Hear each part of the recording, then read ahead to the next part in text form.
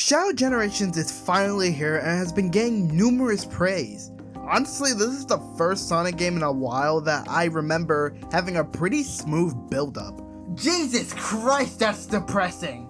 The game was revealed in Sony's State of Play in the beginning of the year, and honestly, I thought it looked good, but of course, I remained cautious. But the more that this game was shown, the more confident I was in this game. And it seemed like everyone agreed. I have never seen a Sonic game have so much hype around it. Frontiers did have that hype, but that was following a very polarizing reveal. And Superstars, I just completely forgot that game existed, and I think most people did. But I don't know whether it was the success of Frontiers or the excitement for Movie 3, or the fact that this is a remaster of an older game, a game that's loved by a lot of people. But there was something about Shadow Generations that just felt like it was delivered in confidence. Like the team knew what they were delivering was something special. I usually don't care about review scores that much, but with Sonic, you're lucky to get a 70.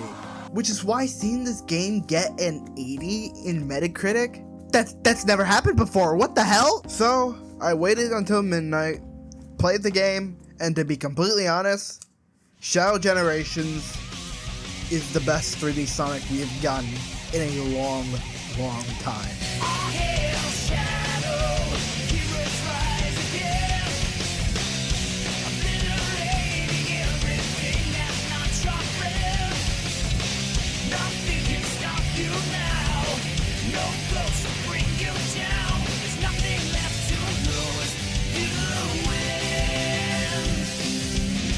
This is one of the best 3D Sonics we've received in literal years! I cannot believe how solid this game is. This game looks beautiful. The level design is damn near perfect. Shadow controls perfectly. The story is genuinely engaging and really something special.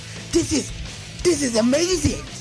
My only issue is why is it not longer? Today I want to go through Shadow Generations and talk about my personal feelings on the game, while also talking about how important it is to the future of the franchise.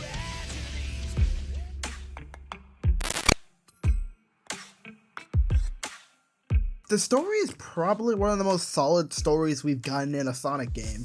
After infiltrating the Space Art colony, Shadow gets sucked in by the Time Eater, and then gets sent into the same void that Sonic got sent into. Seeing this as essentially a second chance, Black Doom aims to destroy the world once more while trying to build Shadow as this ultimate warrior. And because of time travel and stuff, Gerald, the original creator of Shadow the Hedgehog, and Maria, the ill granddaughter of Gerald, appears to help stop Black Doom. I think this narrative is solid all around. Re-exploring Shadow's story is honestly a really smart idea, not only because Movie 3 is on its way, but also serves as a reintroduction to Shadow, maybe to a newer audience or someone who hasn't played the game in quite some time. I like this story because it builds upon the past while also adding new stuff to the past. It's sweet seeing Gerald and Maria again, and seeing a Gerald that isn't completely insane, and seeing how far Shadow has come throughout the years was really cool to see. And when Shadow had to leave them behind, it genuinely got some emotion out of me. The only issue I really have with the story is just how they implemented previous villains, more specifically Mephiles. Throughout his boss fight, he talks about how he's been waiting for this rematch for all this time, but I feel like it would have been more grand if we gotten a hint of him in an earlier cutscene. I also think some of the dialogue can be kind of stupid. I love Ian Flynn, but he reminds me too much of George Lucas, where the dialogue makes me ask, who talks like this? He's a warrior, a destroyer. Yes, the warrior that will destroy you. It's just something that I personally don't like about his writing. But those don't ruin the story, they're just little nitpicks in an otherwise great narrative. They take advantage of the time traveling gimmick well, and use it to expand on not only previous narratives, but also villains and Shadow as a whole.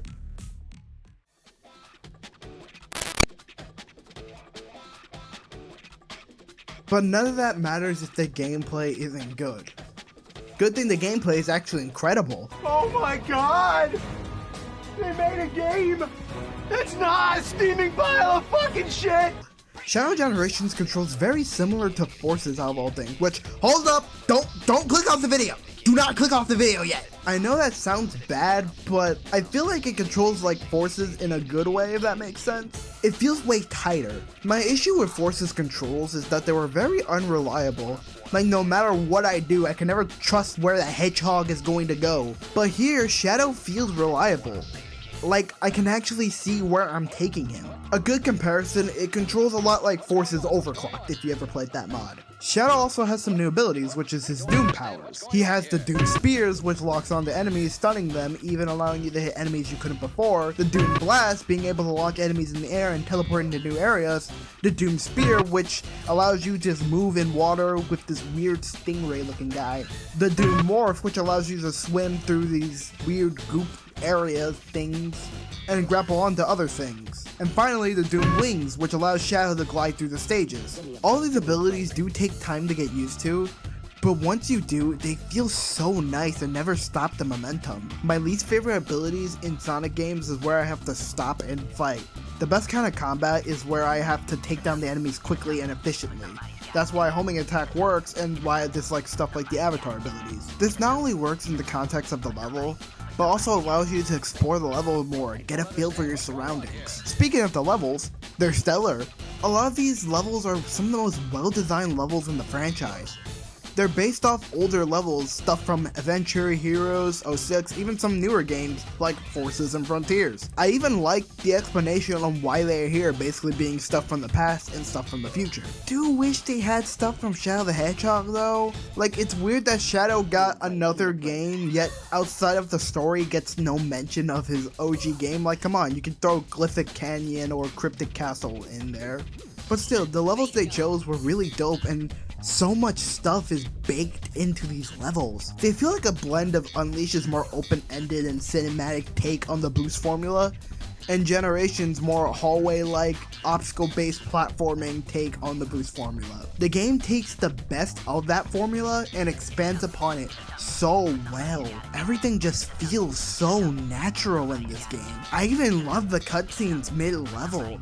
It gives such a giant scope to everything. These levels are engaging, stylish, replayable, and above all, fun. The hub world is essentially the open zone environments that was in Frontiers. It's a lot smaller than even the smallest of Frontiers' world, but honestly, I kinda like it. Everything feels so much more condensed. Everywhere I look, there's a new place to go.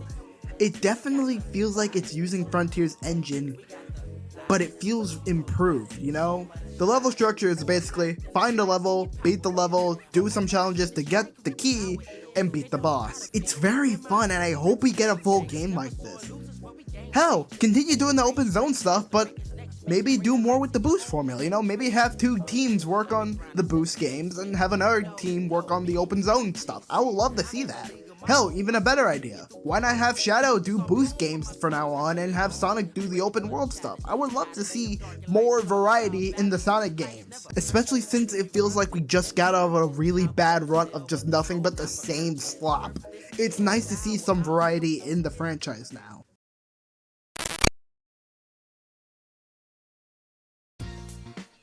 Presentation-wise, the game looks beautiful. The level environments all look insane.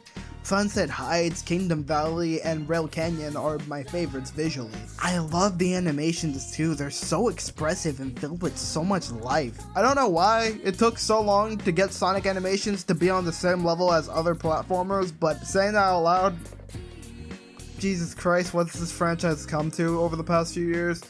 But it's good to see them improve upon Frontiers' animations, you know? I even love the little animations they give to Shadow. You know, if he's running, he's skating. If he's boosting, he's floating with his skates. It's cool. To see stuff like the Chaos Snap being brought back instead of the homing attack, it just feels like Shadow, you know? The game's presentation overall is amazing. I also really like the music in this game. A lot of the remixes they did for these levels, like for example Kingdom Valley, are all really solid.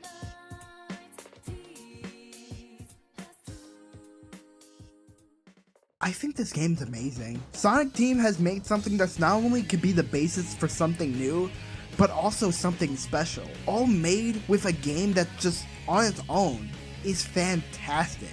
If Frontiers was Sonic Team trying to gain the trust of fans again, this feels like it's trying to follow up on that promise with something that ultimately improves upon the source material while staying respectful to it. Shadow Generations makes me excited for the future of Sonic. If Frontiers and this is anything to go by, Sonic Team is learning from their past mistakes and evolving into something that exceeds previous entries. Even if that doesn't happen, I'm happy that this game exists, and I look forward to the future of Sonic the Hedgehog. So can we please get games of other characters, please? You know, I would like a Silver game, maybe a Blaze game. Blaze will be cool. I like Blaze. Maybe a Big the Cat game. That'll be funny. Subscribe, or the next Sonic game will be another 06. You don't want that, don't you? Better press that subscribe button then. I wanna take you for a ride.